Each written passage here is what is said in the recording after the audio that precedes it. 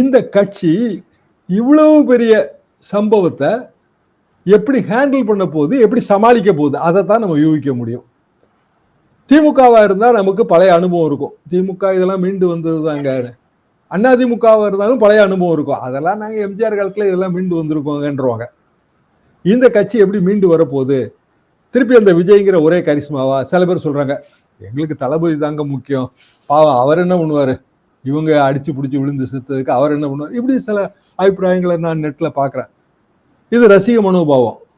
இந்த ரசிக மனோபாவம் எதை நோக்கி போக போகுது, எத்தனை சதவீதம் இவங்க வருவாங்க, இதெல்லாம் கேள்விக்குறியான விஷயம். அப்ப விஜய் என்பவருக்கான ஒரு அடிப்படை ஓட்டு வங்கிக்கு ஒரு கால்குலேஷன் இருக்குல்ல, அதை தாண்டி இன்னமும் வரல.